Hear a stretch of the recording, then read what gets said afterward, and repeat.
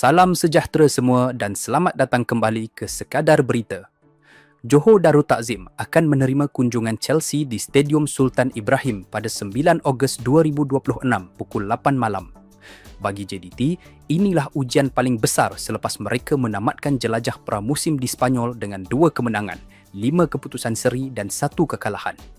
Tetapi kali ini kita tidak mahu mengulang satu demi satu perlawanan JDT di Sepanyol. Cukup kita tahu, persiapan itu sudah memberikan minit permainan dan peluang kepada Xisco Muñoz menguji pemain lama serta pemain baharu. Sekarang, peminat mahu tahu, mampukah JDT benar-benar bersaing dengan Chelsea? Siapa akan diturunkan? Dan bagaimana Harimau Selatan boleh mencipta kejutan? Sebelum kita teruskan, jangan lupa like, komen, subscribe dan share video ini. Sekarang, jom kita kupas perlawanan ini. JDT mampu seri, menang ataupun Chelsea terlalu kuat? Kalau kita tengok skuad jelajah Chelsea, memang nama-namanya boleh membuat pertahanan mana-mana pasukan rasa tidak senang. Ada Cole Palmer, Joao Pedro, Estevao Willian, Jamie Gittens, Liam Delap, Nicholas Jackson, Moises Caicedo, Romeo Lavia, Levi Colwill dan Wesley Fofana. Chelsea juga membawa Marco Palestra, pemain sayap belakang yang sesuai dengan corak 3 pertahanan Xabi Alonso. Cuma Chelsea menentang AC Milan di Jakarta sehari sebelum datang ke Johor. Jadi kemungkinan besar mereka akan membahagikan minit permainan. Walaupun berlaku penggiliran, kualiti pemain yang diturunkan tetap tinggi. Pemain paling berbahaya pada pandangan saya ialah Joao Pedro. Musim lalu dia menghasilkan 20 gol dan 6 bantuan jaringan. Dalam aksi awal jelajah menentang Western Sydney Wanderers, dia masuk pada separuh masa kedua dan menjaringkan hat-trick dalam masa 9 minit. Itu menunjukkan Joao Pedro tidak memerlukan banyak masa untuk masuk dalam rentak permainan.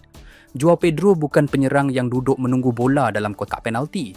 Dia suka turun sedikit, menerima bola di antara garisan dan menarik pertahanan keluar. Kalau Kevin Medina terlalu gairah mengejarnya, ruang di belakang boleh diserang oleh Gittens atau Estevao. Jadi, Medina perlu disiplin. Jangan ikut Joao Pedro terlalu jauh. Biarkan Dejan Petrovic atau Nini menutup ruang itu. Cole Palmer pula ancamannya berbeza. Dia suka bergerak dari kanan masuk ke kawasan tengah. Kaki kirinya boleh membuat hantaran celah, rembatan dari luar kotak ataupun bola terakhir kepada penyerang. Kalau Palmer menerima bola sambil menghadap gol, itu memang bahaya. Nacho Mendes tidak boleh memberinya masa untuk mengangkat kepala dan memilih hantaran. Kemudian ada Estevao. Pemain ini sangat berani. Dia suka berdepan seorang lawan seorang, menukar arah dengan cepat dan masuk menggunakan kaki kiri. Kalau dia bermain di sebelah kanan Chelsea, Jonathan Silva memerlukan bantuan. Pemain di hadapannya, sama ada Arif Aiman atau Marcos Guilherme, tidak boleh tunggu bola sahaja. Mereka mesti turun membantu. Jamie Gittens pula mempunyai kelajuan di sebelah kiri. Kalau Raul Parra naik terlalu tinggi dan JDT kehilangan bola, Gittens boleh terus menyerang ruang yang ditinggalkan. Sebab itu JDT tidak boleh menaikkan kedua-dua pemain sayap belakang serentak. Kalau Jonathan naik, Parra perlu bertahan sedikit. Kalau Parra naik, Jonathan jangan terlalu jauh meninggalkan pertahanan. Dengan John Irazabal masih menjalani penggantungan daripada bermain dalam perlawanan, dia memang tidak boleh dimasukkan dalam ramalan kesebelasan. Berdasarkan pemain semasa, rekrut baharu dan keperluan menghadapi Chelsea, saya menjangkakan JDT menggunakan formasi 3-5-1-1. Ketika bertahan, formasi itu akan berubah menjadi 5-3-1-1. Andoni Zubiauri dijangka berada di gawang. 3 pertahanan ialah Brad Tapp di sebelah kanan, Kevin Medina di tengah dan Antonio Glaude di sebelah kiri. Raul Parra bermain sebagai pemain sayap belakang kanan, manakala Jonathan Silva berada di sebelah kiri. Di tengah, Dejan Petrovic menjadi pemain yang lebih agresif. Nini menjaga kawasan di hadapan pertahanan, manakala Nacho Mendes menjadi penghubung apabila JDT mahu keluar menyerang. Di belakang penyerang, pilihannya ialah Arif Aiman ataupun Marcos Guilherme. Di hadapan pula, Bergson da Silva ataupun pemain baharu Iran, Shahab Zahidi. Jadi susulan paling seimbang pada pandangan saya ialah Andoni, Brad Tapp, Kevin Medina dan Glaude, Raul Parra, Dejan Petrovic, Nini, Nacho Mendes dan Jonathan Silva, Arif Aiman atau Marcos Guilherme, kemudian Bergson atau Shahab Zahidi. Kevin Medina, Brad Tapp, Dejan Petrovic dan Shahab Zahidi merupakan antara pemain baharu yang disahkan menyertai JDT bagi musim baharu. Oscar Arribas juga sangat hampir kepada kesebelasan utama. Kalau Xisco mahu JDT bermain lebih menyerang, Oscar boleh menggantikan Nene dan bergerak dekat dengan Arif atau Marcos.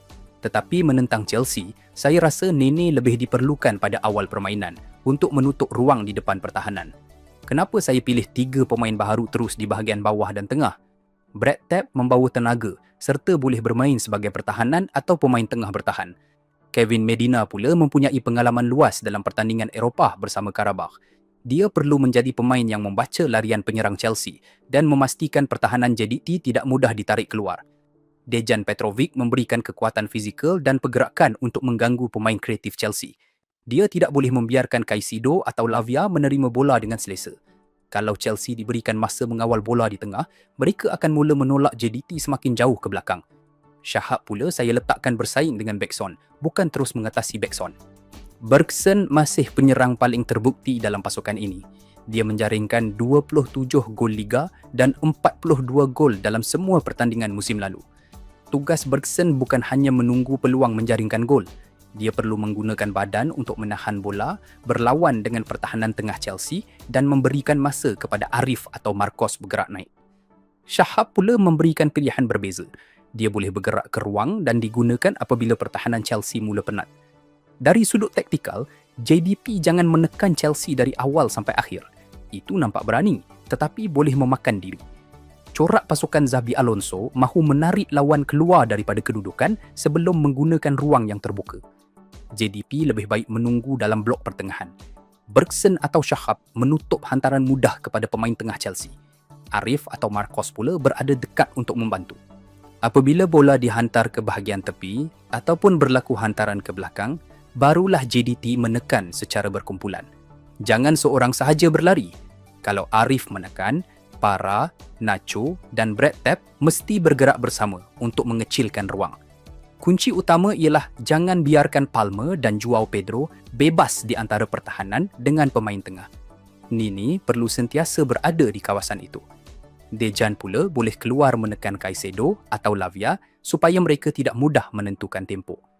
Kevin Medina mesti menjaga kedudukannya di tengah. Brad Tapp boleh keluar sedikit untuk menutup bahagian kanan, manakala Glaude membantu Jonathan Silva mengawal bahagian kiri pertahanan. Apabila JDT merampas bola, hantaran pertama mesti ke hadapan kalau ruang ada. Nacho boleh mencari Arif atau Marcos. Bergson perlu menggunakan badan untuk menahan bola, kemudian menunggu sokongan. Kalau Shahab bermain, dia boleh membuat larian menyerong di belakang pertahanan Chelsea. Arif Aiman menjadi senjata paling jelas. Kalau Marco Palestra atau pemain sayap belakang Chelsea naik tinggi, ruang di belakangnya mesti diserang dengan segera.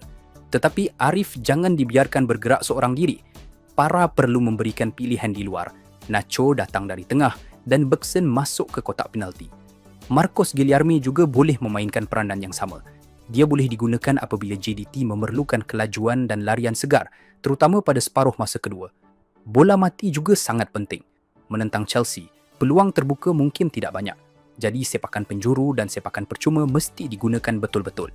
Kevin Medina, Brad Tapp, Glaude dan Bergson mempunyai fizikal untuk menyerang bola tinggi. JDT tidak boleh membazirkan peluang seperti ini. Mampukah JDT mengalahkan Chelsea? Ya, peluang itu ada. Tetapi hampir semuanya mesti menjadi. JDT perlu mengelakkan kesilapan mudah. Andoni mesti berada pada tahap terbaik dan peluang yang datang mesti disempurnakan. Saya rasa JDT mampu memberikan tentangan lebih kuat daripada jangkaan orang. Tetapi kalau Palmer, Joao Pedro dan Estevao turun bersama, pertahanan JDT memang akan diuji habis-habisan. Ramalan saya, Chelsea menang 3-1.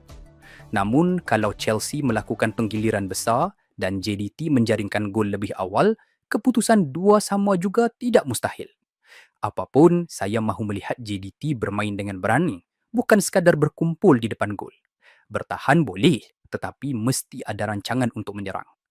Kalau Harimau Selatan mampu memaksa Chelsea bekerja keras, mencipta peluang dan kekal dalam perlawanan sehingga penghujung, itu sudah menjadi petanda persediaan mereka berada pada tahap tinggi. Sekarang giliran anda. Siapa patut bermula? Arif Aiman atau Marcos Guilherme? Bergson atau Shahab Zahibi? Dan apakah ramalan keputusan anda? Tulis pandangan di ruangan komen. Terima kasih kerana menonton Sekadar Berita.